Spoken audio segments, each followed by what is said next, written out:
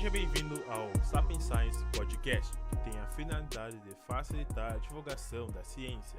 Você pode nos seguir em nossas redes sociais procurando por Sapiens Science, no Facebook, YouTube, Twitter e Spotify, e procurando por Sapiens Sci no Instagram e canal da Twitch TV. Hoje, nosso episódio será sobre o uso da CRISPR-Cas na identificação viral. Meu nome é Nassese e comigo está o Victor, que irá apresentar comigo o Sapiens Science. Olá, eu sou o Victor e também serei o co-apresentador do podcast do Sapiens Science.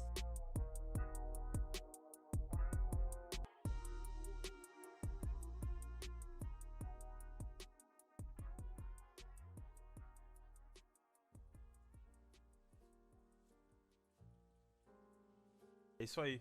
Então, Victor, como tu gosta de falar sobre a identificação viral, essa nova forma de identificação viral? Porque a gente está vivendo uma realidade em que, logo do início da pandemia do coronavírus, nós estávamos vivendo a realidade em que não se tinha testes suficientes ou testes tão eficazes contra o coronavírus. E isso meio que é um problema mundial, não é só do Brasil ou da Europa ou algum lugar de outras regiões da Ásia, por exemplo. Sim, exato. O Covid, o SARS-CoV-2, ele tá muito saturado hoje no mercado. Todos os sites, redes sociais estão espalhando informações sobre ele. E porque ele foi um vírus que surgiu do nada. Em dezembro teve seus primeiros casos, em janeiro já virou epidemia, em março já a OMS, em março se não me engano, a OMS já tornou ele pandêmico. Na verdade não tornou, ela classificou ele como pandêmico. E ele tomou uma proporção enorme, cara. Ele infectou o mundo inteiro. Ele é um vírus de fácil, como é que é aquela, agora me esqueci. Diagnóstico? Não, de fácil contágio. Contágio, isso. E no começo e até hoje é meio complicado os diagnósticos para confirmar se tu tem ou não tem o vírus, né? Porque depende muito, como o teste sorológico, ele depende muito dos anticorpos que tu tem, né? E o RT-PCR, ele é um teste que demora muito. Ele tem uma sensibilidade boa, só que ele demora muito tempo, por causa que o corpo vai ter que se acostumar durante 3 a 7 dias, não é? Que Sim, tem que sim. esperar para começar a fazer. Só que há 3 a 7 dias até tu começar a ter os sintomas. Pensa comigo. Até tu começar a ter os sintomas. E depois procurar um médico. E daí depois esperar mais 8 dias para fazer esse diagnóstico é muito tempo, né? Ah, sim. Até porque o PCR, ele tem aquela janela de diagnóstico que é de 7 dias de infecção, né? Sim, isso, Do exatamente. início da infecção. É muito complicado, principalmente nós aqui que vivemos no sul, época de frio, existem outras patologias respiratórias, pneumonias, que não são em si o coronavírus, são uma gripe comum, um resfriado, e às vezes a pessoa vai fazer um exame e não tá com um coronavírus e sim com uma outra patologia. Pois é, como tu falou do nosso clima, tem dias que, olha, tá um calorão. E como semana passada, na verdade, o calorão tava 20 graus, 23 graus, e essa semana caiu para 10, para 8.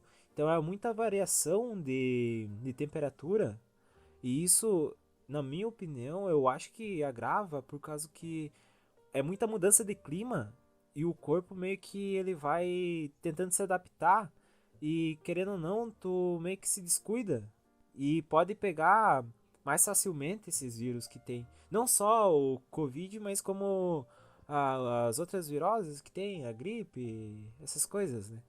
Sim, sim. Com certeza, com certeza. Ah, voltando agora ao assunto de novo, ao diagnóstico.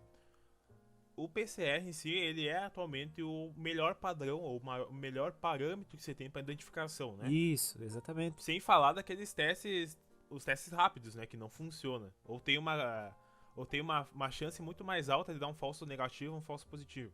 Esses testes rápidos, como eu falei antes, eles são mais ou menos assim, tipo, não tem muita confiabilidade, sabe? Ah, Sim. por causa que tu tem que ter tem que deixar os anticorpos se desenvolverem pra ter um resultado específico. E às vezes esse resultado pode informar esse tal falso negativo, né? Que seria a pessoa no teste deu negativo pro vírus, mas a pessoa tá portando o vírus. Sim. Aí que está a questão alvo do nosso primeiro episódio aqui do podcast, que é sobre o teste feito por intermédio da CRISPR-Cas13. Para Isso, Sim, exatamente. a CRISPR em si, ela é um sistema de engenharia genética de ponta. Trouxe uma revolução na qualidade da edição genética por ser tão específica. E o que você pode contar sobre a aplicabilidade dela na identificação de vírus, por exemplo? Por exemplo, o RT, vamos comparar o RT-PCR. Sempre comparando com o Isso. RT-PCR. O RT-PCR ele vai fazer a conversão, a transcrição do RNA viral em DNA para depois ele pegar e fazer a leitura, o responsável fazer a leitura e liberar esse resultado. Demorando aqui, usando muito mais equipamentos, o tempo que às vezes muitas pessoas não têm esse tempo nem o dinheiro, né? Na verdade, para aplicar um teste. Porque na verdade não sei se qual que é a margem dos valores dos testes. Eu tô por fora. É complicado saber a margem do valor, até porque isso fica meio que retido aos laboratórios, né? A venda dos Pois laboratórios. é. É, O diagnóstico mediado pela CRISPR-Cas13. Cas13 é a enzima do sistema CRISPR. Esse teste que é feito com essa enzima é semelhante a um teste de gravidez. Ele vai apontar. O teste de gravidez ele tem duas fitinhas, né? sim. A primeira fita e a segunda.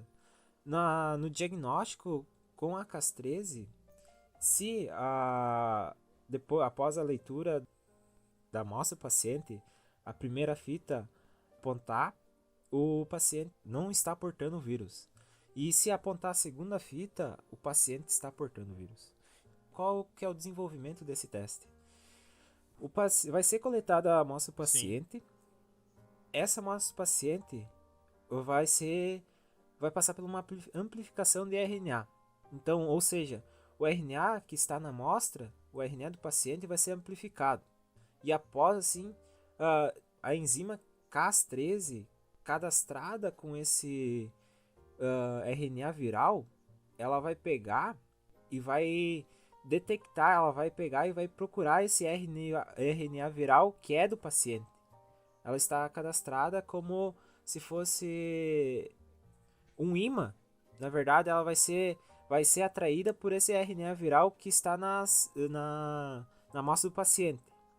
E com isso é adicionada os reportes da Cas13. Porque quando a Cas13, a enzima Cas13 for ativada, porque quer dizer que ela encontrou um RNA viral na amostra do paciente. E após essa ativação dessa enzima Cas13, ela vai acabar clivando esse RNA e junto com esse RNA, ela vai clivar os repórteres dela. Então, os repórteres serão clivados. E após esses repórteres serem clivados, eles são separados em duas extremidades. E essa amostra é aplicada no dispositivo de detecção, que é a leitura. Então, como falei no início, se o paciente não tiver com o vírus, os repórteres vão ficar inteiros, né? E ficarão presos na primeira fita do teste. E quando o paciente estiver portando o vírus, esse repórter será clivado, e será separado e vai passar pela primeira fita e vai ficar na, preso na segunda fita. Assim atestando o resultado positivo que o paciente possui o RNA viral. Seria resumidamente assim como ia funcionar o teste mediado pela CRISPR-Cas13. O mecanismo, né? Isso, Sim. exatamente. Mas foi interessante alguma parte da tua oratória. Foi No início ali você falou sobre a amplificação que tem o RNA do paciente, né? Da amostra do Isso, paciente. Essa amplificação, isso. ela auxilia em tu fazer o exame com um menor número de amostras, com uma quantidade menor. Não vai ser necessária uma coleta ampla do paciente. Sim, muito É, grande, né? Porque até é desconfortável ao paciente. sim. Há tanto o PCR, o suave nasal, é muito desconfortável ao paciente. Ah, deve ser horrível. Sim, e com isso meio que não tem a CRISPR, né? A CRISPR é diferente. Não, a CRISPR é uma coleta de sangue, né? Sim, é por meio sanguíneo. Só que assim, ó, Isso. essa amplificação do RNA, ela é algo que é sempre esperado em um teste de diagnóstico. Porque sempre é necessário fazer com que o paciente se doe menos o seu material para a coleta, né? Para ser mais confortável, mais fácil de vender esse teste para um paciente que não quer passar ali pelo suave nasal. Sim, exatamente. Tem alguns laboratórios agora, eles estão em fase de teste com esse novo diagnóstico, né?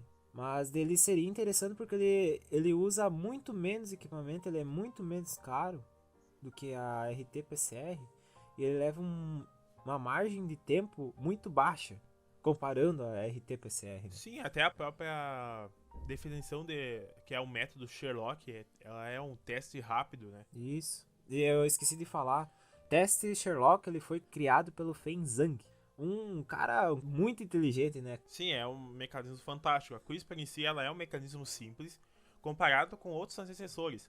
Agora ele é comparado com o diagnóstico, né? Que é a da Sim. Cas13. Mas em si a CRISPR ela foi feita para a engenharia genética, que é a Cas9, Cas10. E É. em si a Cas9 e a Cas10, que são outras nucleases, elas têm um poder de edição genômica muito mais específico do que outros métodos. E muito mais fácil e barato de fazer. Sim.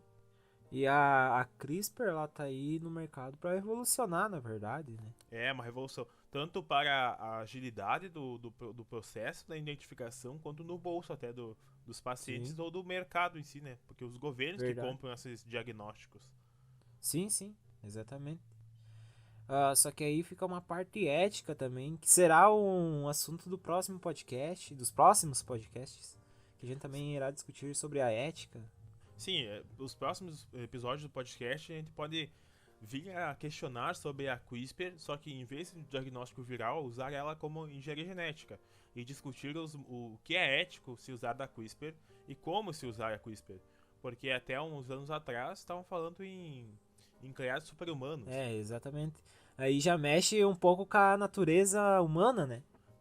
Ao meu ver, quando eu estudei na época sobre os super-humanos, eu achei de um sensacionalismo muito barato para não se utilizar da técnica, né? Porque está tirando o mérito dela de ser revolucionária para a utilização em doenças. Ah, sim, exatamente. A CRISPR, ela como tu falou antes, é um mecanismo fantástico, tem muito potencial.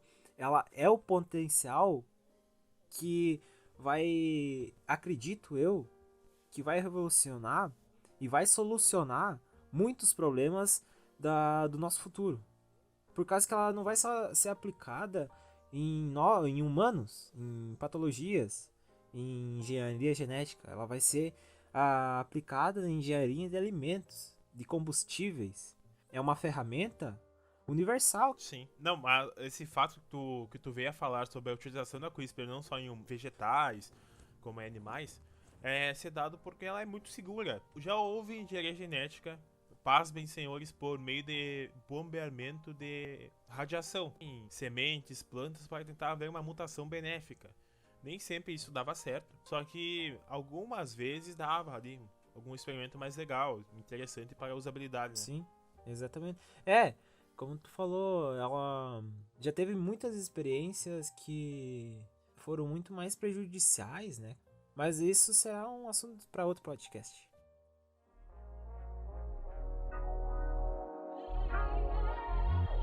Então, muito obrigado, senhoras e senhores, que nos acompanharam até o final do nosso podcast. E convido a vocês que venham escutar os nossos próximos podcasts. Fiquem nos acompanhando nas nossas redes sociais. E meu muito obrigado. E até a próxima. Valeu! Valeu!